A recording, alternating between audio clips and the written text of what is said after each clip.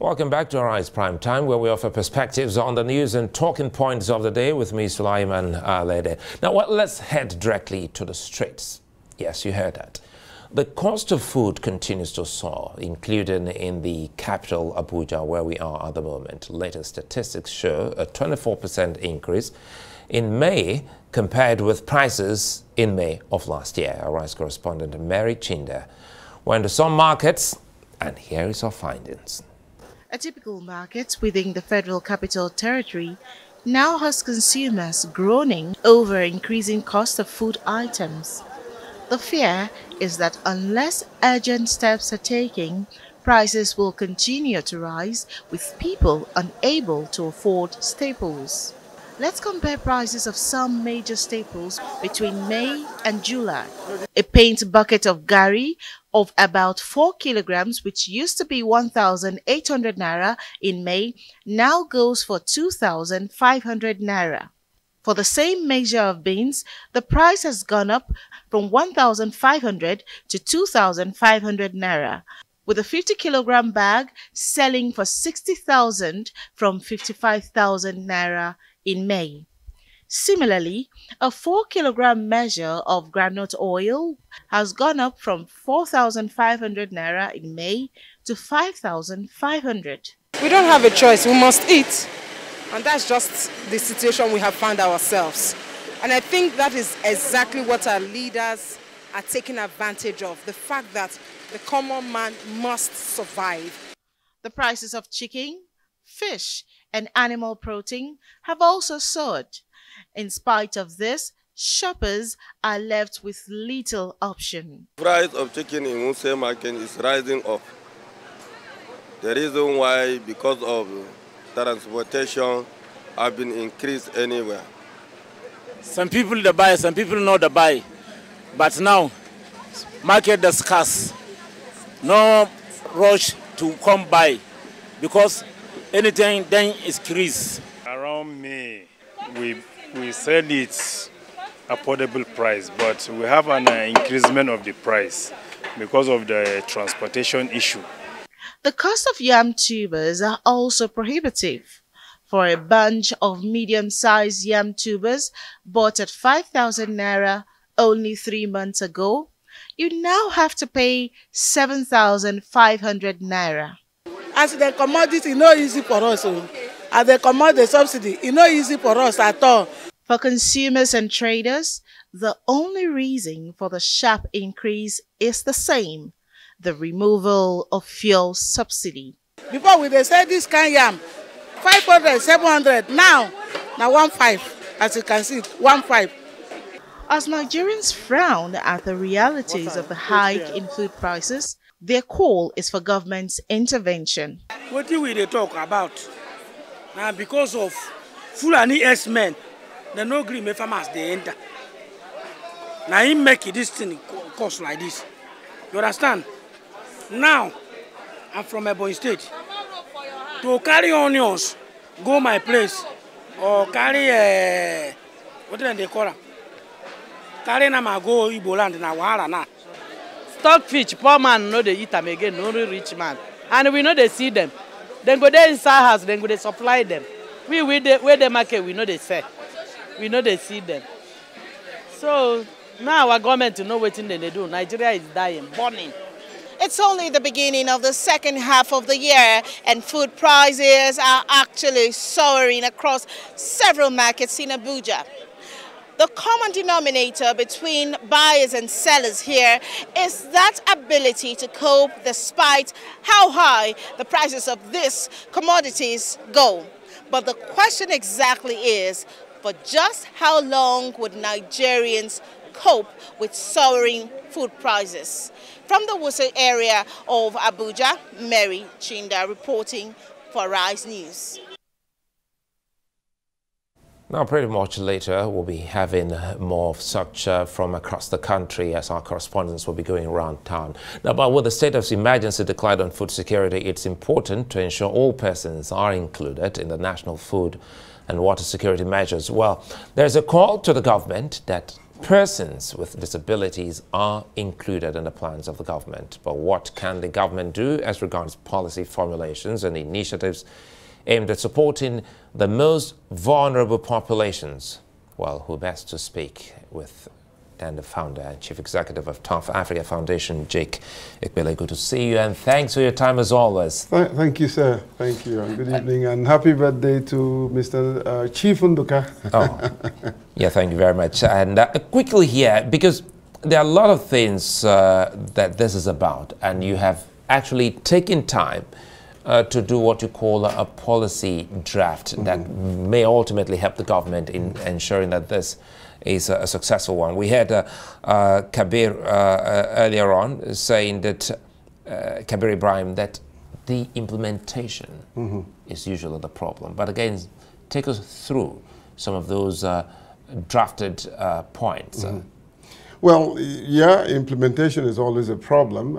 For my community, inclusion is always a problem. And I always say that the cost of excluding us far more outweighs the cost of including us.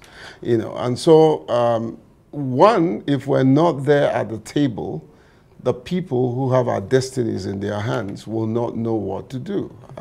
Many of them don't know the issues that persons with disability go through. And you can't sit with your tie and in your air-conditioned office and you know what the downtrodden who are in the localities are going through, and how can you then intervene for them? Implementation is a huge issue. When you have the right policy and you have the wrong people trying to implement it, you have selfish people, corrupt people. Right policy, yes. Wrong people. That's right. When you have wrong people, then the right policy becomes wrong policy eventually. I think the president has taken a proactive step, but if he does not match these promises with very good performance, it will be like another INEC who made us promises and not able to perform. I say this all the time. Promises makes relationship. It takes performance to keep it. And so there's simple, workable strategy that this government can employ to ensure that they have a successful outcome of this good initiative. Number one, bring us to the table. Let's be part of the decision. Let's take the bull by the horn. Let's educate you some of the challenges we go through and how you can mitigate those challenges. It's everybody's business. It is. It is. Inclusion is everybody's business, And so if we're there, we'll tell you where it pinches us, and then you'll be able to fix our problem. And I think also it's important that we ensure that we have the right people with the right character. If you have the wrong people, they will pocket even the paltry 8,000 naira. I've seen a situation, I can tell you, my brother, I've seen a situation where the government said, oh, they'll give us 20,000, and somebody takes 20,000 to someone in Cairo and give them 20,000 and say, sign that you got 20,000, and the person signs, they give me back 18,000, keep 2,000. In this Abuja and across the country, we have stories of this kind of, so you can imagine what happens when you put out the right policy, you have the right intention, the president means well, but he has his foot soldiers who have their own destiny, they want to take their own destiny by themselves, at the expense of the poor masses. And so that's the critical issue, and that's where the rubber meets the road. If you have all the good policies and you have all the wrong people trying to implement good policies, you get poor result. If possible, no result at all. And well, that is just one arm of the whole issue. There's something here, looking at what you drafted, and it is very key. It speaks of transportation system. That's right. Yes, because that's right. Yeah, because that's the problem. When you encourage farmers to produce, and they have their produce, but they don't have the means of transporting those produce to where it will be sold, or they have very high price they pay a very high price in transporting those goods. Of course, it's going to come with very high prices of trying to sell what they have been able to produce, use high cost of transportation. Of course, it will come with high prices, you know. So a good transportation system subsidized for the farmers. Where are the rails? Where are the trains? This is when we need it more than ever. It is not the optics of taking photograph that the train is running and they run one day and they 1 year they are off the track. You know, this is when to get those things going. A good transportation system, and I dare say inclusive transportation system. Do it in such a way that everybody will have access to it and will benefit from it. You know, and I think, Suleiman, there's another thing too that this government needs to take into consideration, and it's storage. Because if you keep asking the farmers to produce and they have large quantity of produce and they are not able to sell them and they are not able to store them so that they can sell at when due. Because what happens is that because they are afraid the food are going to go bad, sometimes they sell below the cost, which will further increase the cost of production whenever they want to reproduce. Or a situation where the seeds are also destroyed, so they don't have anything to reproduce. You know, so transportation system is number one, storage system is number two, and I dare say for the very poor of the poorest, we need to begin to think of food banks.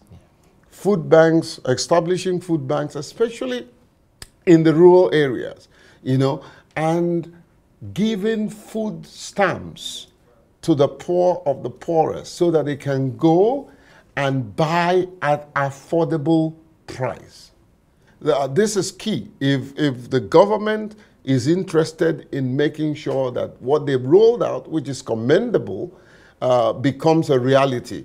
You know, if they want to go from vision to fruition, this is what to do. You know, put us there at the table, ensure a good transportation system, affordable transportation system, you know, make sure there is storage system. I would advocate for various layers of storage at the local level, and the farmers can pay for it, actually. Yeah. They can pay a little bit for it. Wow. And then, of course, this issue of 8,000 naira that you're giving to people, for what?